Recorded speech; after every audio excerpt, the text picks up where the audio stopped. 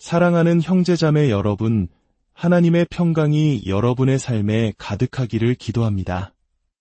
잠시 세상의 소음에서 벗어나 오직 주님의 말씀과 그분의 살아있는 역사에 귀 기울이는 이 귀한 시간에 여러분을 초대합니다. 우리의 작은 기도가 과연 거대한 역사의 물줄기를 바꿀 수 있을까요?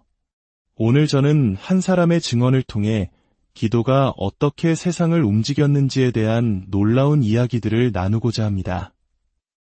이 이야기가 여러분의 믿음에 새로운 불씨를 지피는 계기가 되기를 바랍니다. 은혜로운 이 말씀을 더 많은 이들과 나누기 원하신다면 구독과 좋아요를 통해 믿음의 씨앗을 퍼뜨리는 일에 동참해 주십시오. 여러분의 작은 클릭이 누군가에게는 큰 위로와 희망이 될 수 있습니다. 주님의 이름으로 여러분을 축복합니다. 이야기는 제2차 세계전쟁이 한창이던 1943년 제가 북아프리카의 영국군 병사로 복무하던 시절로 거슬러 올라갑니다. 당시 제가 속한 부대는 이름만 군대일 뿐 패배감과 절망으로 가득 찬 오합지졸에 불과했습니다.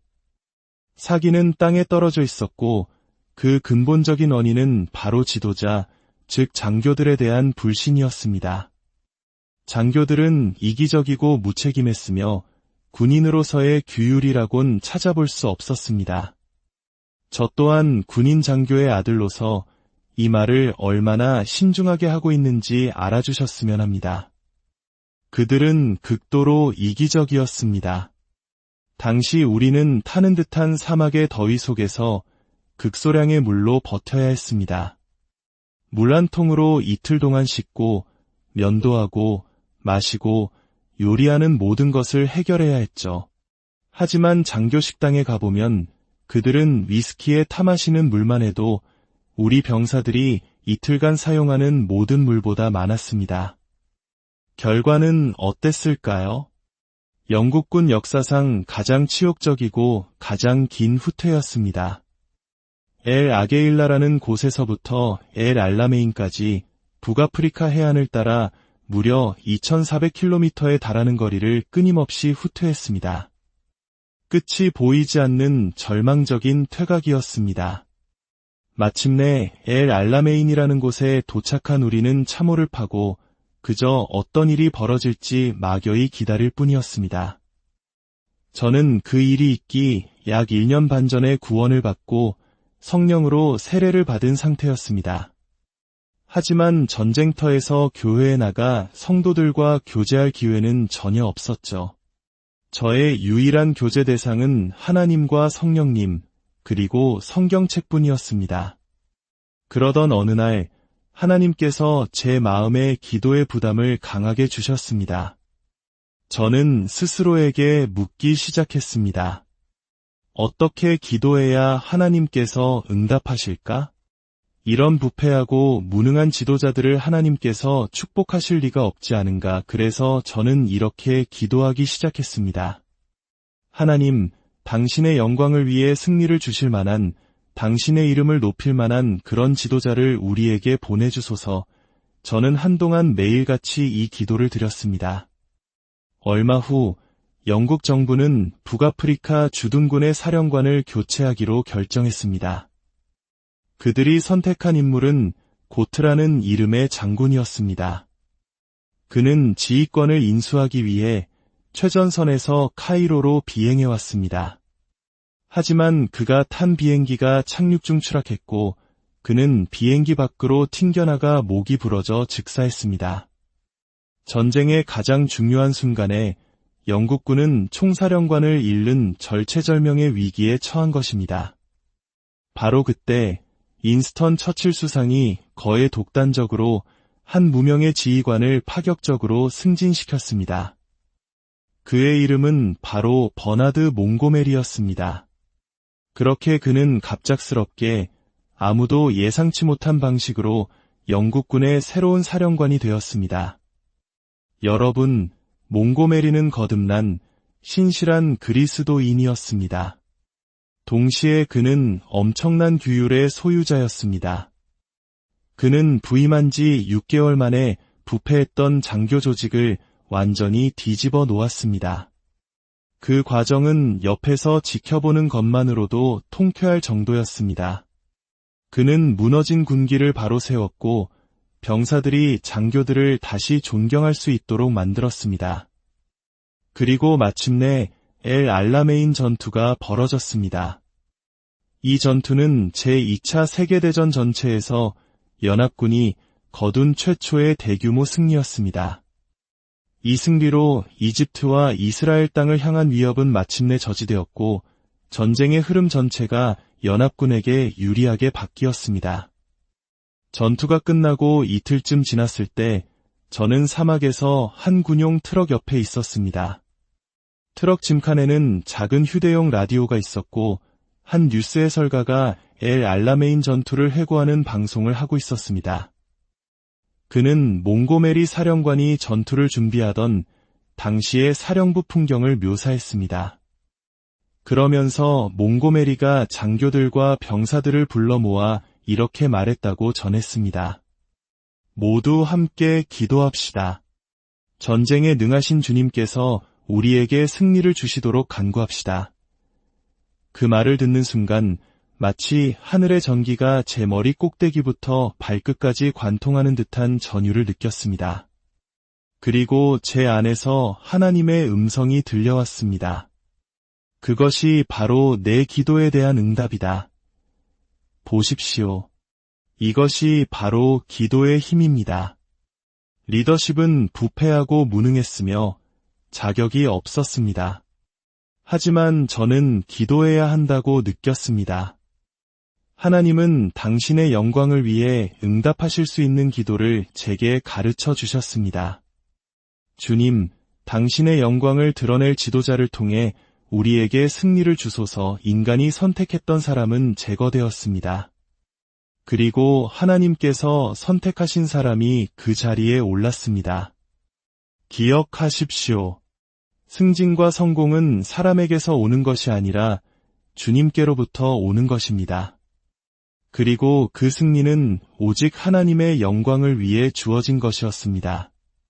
시간은 흘러 1947년과 48년, 저와 아내는 이스라엘에 살고 있었습니다.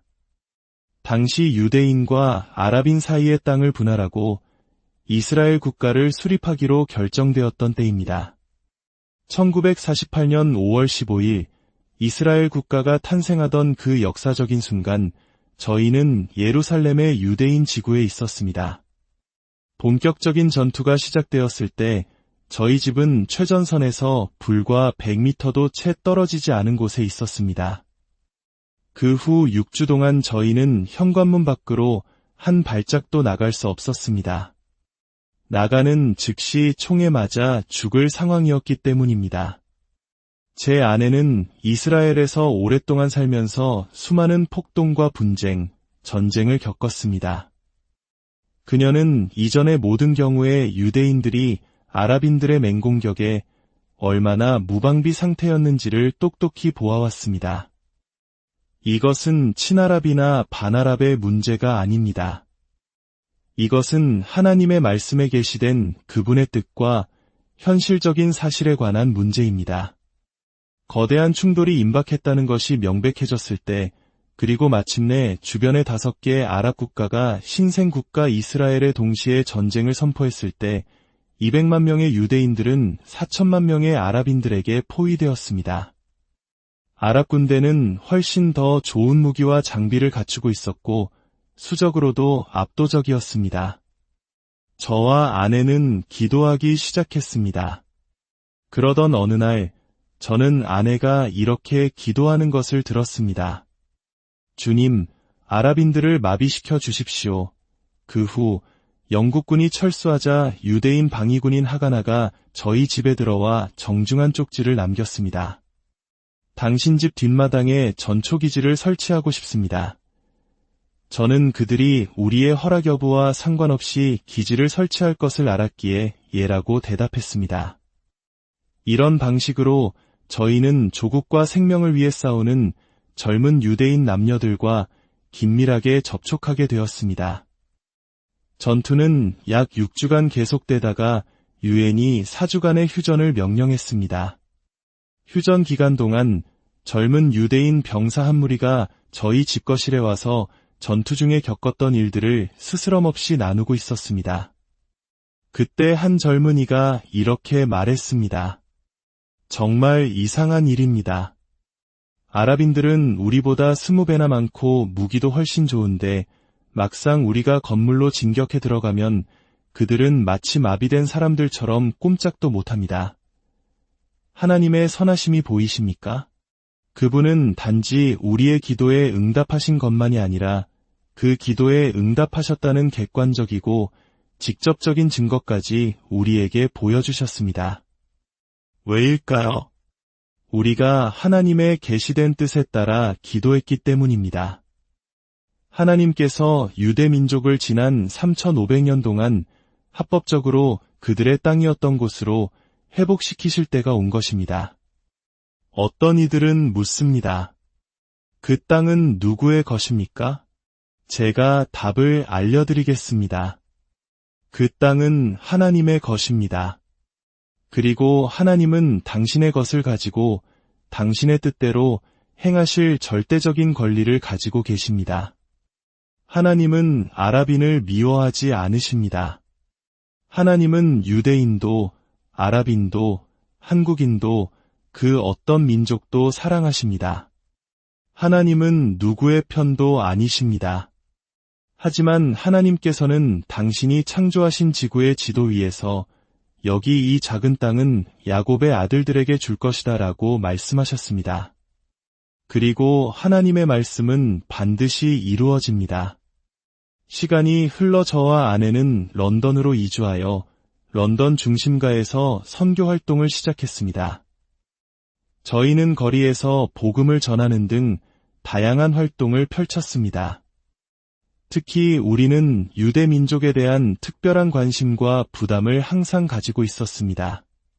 그러던 1953년 무렵 우리는 소련 내부로부터 스탈린이 러시아 내 유대인들에 대한 새로운 대규모 박해, 즉 포그롬을 계획하고 있다는 정보를 입수했습니다. 저희는 영국 전역에 흩어져 있던 이스라엘과 유대 민족을 위해 기도하는 몇몇 작은 기도 모임들과 연락을 취했습니다. 그리고 4-5개의 작은 그룹들이 특정 날짜를 정해 러시아의 유대인들을 위한 금식 기도의 날로 선포했습니다. 정확한 요일은 기억나지 않지만 아마 목요일이었을 겁니다. 우리는 그날 함께 금식하며 러시아의 유대인들을 위해 간절히 기도했습니다. 무슨 일이 일어났는지 아십니까? 그로부터 2주도 채 되지 않아 스탈린이 죽었습니다.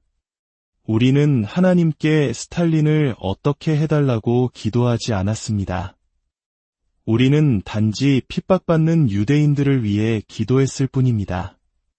하지만 하나님은 스탈린을 어떻게 다루셔야 할지 이미 알고 계셨습니다. 스탈린이 죽자 러시아의 전체 체제와 정책 방향이 완전히 바뀌었습니다. 우리가 역사에서 탈스탈린화라고 부르는 시대가 시작된 것입니다. 왜 그런 일이 일어났을까요? 제가 말씀드리겠습니다. 우리가 기도했기 때문입니다. 어떤 분들은 이렇게 말할지도 모릅니다. 당신 너무 주제넘은 것 아닙니까? 네, 맞습니다. 저는 하나님의 말씀을 문자 그대로 믿는다는 점에서는 주제넘은 사람입니다. 만약 그것이 오만이라면 저는 기꺼이 오만한 사람이 되겠습니다. 여러분께 질문 하나 드리겠습니다. 여러분은 기도하십니까? 안 하십니까? 만약 하나님께서 기도에 응답하신다는 것을 믿지 않는다면 기도하는 것은 매우 어리석은 일입니다. 차라리 멈추는 것이 낫습니다. 하지만 하나님께서 기도에 응답하신다고 믿는다면 기도하지 않는 것이야말로 정말 어리석은 일입니다. 그러니 마음을 정하십시오. 저는 이미 제 마음을 정했습니다. 저는 하나님께서 기도에 응답하신다고 굳게 믿습니다. 4번째 이야기는 동아프리카의 케냐에서 있었던 일입니다. 저와 아내는 1957년부터 1961년까지 그곳에서 선교사로 사역했습니다. 당시 동아프리카의 우간다, 케냐, 탕가니카는 영국의 식민 통치에서 벗어나 독립을 앞두고 있었습니다. 바로 그 무렵 이웃 나라였던 벨기에령 콩고가 제대로 된 준비 없이 독립을 맞았다가 곧바로 피비린내 나는 파괴적인 내전에 휩싸였습니다. 콩고에서 사역하던 많은 선교사들이 난민이 되어 케냐로 피신해왔고 그들 중 일부는 저희 집에 머물렀습니다. 저희는 콩고에서 무슨 일이 벌어졌는지 직접 들을 수 있었습니다. 케냐 역시 이미 마오마오라는 부족 봉기를 겪으며 큰 위기를 넘겼고 20개가 넘는 부족들 사이에는 불신과 질투, 분열이 극심했습니다. 역사상 단 한 번도 통일된 적이 없는 부족들이었습니다. 모든 정치 전문가들은 케냐가 독립하면 콩고처럼, 아니 콩고보다 훨씬 더 끔찍한 내전에 빠질 것이라고 예언했습니다. 마치 우리 한국인들이 6.25 전쟁의 아픈 기억을 떠올리는 것처럼 그들에게도 내전의 공포는 생생했습니다. 모든 정치적 지표가 비극적인 미래를 가리키고 있었습니다. 1960년 저희는 케냐 서부에서 아프리카 청년들을 위한 수련회를 열었습니다. 200명이 넘는 학생과 교사들이 일주일간 함께 모였습니다. 수련회 마지막 날인 주일 저녁, 한 캐나다인 동료 선교사가 말씀을 전했습니다. 집회 시작 후 2시간은 평범하게 흘러갔습니다. 하지만 그 후 하나님께서 그 집회 가운데 강력하게 임재하셨습니다. 마지막 2시간 동안은 그 어떤 인간도 집회를 통제할 수 없었습니다. 그것은 전적인 성령의 역사였습니다. 그때 저는 강단에서 멀리 떨어진 곳에 있었는데 문득 이런 생각이 들었습니다. 우리는 지금 하나님의 능력을 만지고 있다. 이 능력을 단지 영적인 자기만족을 위해 낭비해서는 안 된다. 이 힘을 긍정적인 무언가를 위해 사용해야 한다. 그리고 케냐가 직면한 정치적 위기가 떠올랐습니다. 저는 성경을 통해 이 젊은 아프리카 그리스도인들이 자신들의 나라의 미래를 위해 기도해야 할 책임이 있다는 것을 깨달았습니다. 저는 그들에게 나라를 위해 기도하라고 말하기 위해 강단으로 걸어가기 시작했습니다. 제 아내 곁을 지날 때 그녀가 저를 멈춰 세웠습니다. 그러죠. 사람들에게 케냐를 위해 기도하라고 말해요. 저는 대답했습니다. 나도 지금 바로 그 말을 하러 강단에 가는 길이요. 그 순간 저는 이것이 주님의 뜻임을 확신했습니다. 저는 젊은이들을 조용히 시키고 말했습니다. 여러분, 여러분의 나라는 지금 엄청난 정치적 위기 앞에 서 있습니다. 기도해야 할 사람들은 바로 여러분입니다. 그리고 저는 그들을 기도로 이끌었습니다. 수백 명의 젊은이들이 손을 들고 한 목소리로 부르짖기 시작했습니다. 그 소리는 마치 거대한 폭포수 소리, 많은 물소리와 같았습니다. 기도가 끝났을 때 제 옆에 있던 한 젊은 아프리카인 교사가 일어서서 동료들에게 말했습니다. 여러분, 주님께서 방금 제게 보여주신 것을 나누고 싶습니다. 우리가 기도하는 동안 저는 붉은 말을 보았습니다. 그 말은 매우 사나웠고 그 위에는 아주 검은 사람이 타고 있었습니다. 그 말은 동쪽에서 케냐를 향해 오고 있었습니다. 그 뒤에는 다른 붉은 말들도 사납게 뒤따라오고 있었습니다. 그런데 제가 보고 있는 동안 그 선두의 붉은 말이 갑자기 방향을 틀어 케냐를 비껴 북쪽으로 가버렸습니다. 그러자 다른 붉은 말들도 모두 그 뒤를 따라갔습니다. 이게 무슨 뜻인지 궁금해하고 있을 때 하나님께서 제게 이렇게 말씀하셨습니다. 오직 내 백성의 기도의 초자연적인 능력만이 이 땅에 닥쳐올 재앙을 막을 수 있다. 여러분, 저는 이 말씀을 다시 한번 강조하고 싶습니다.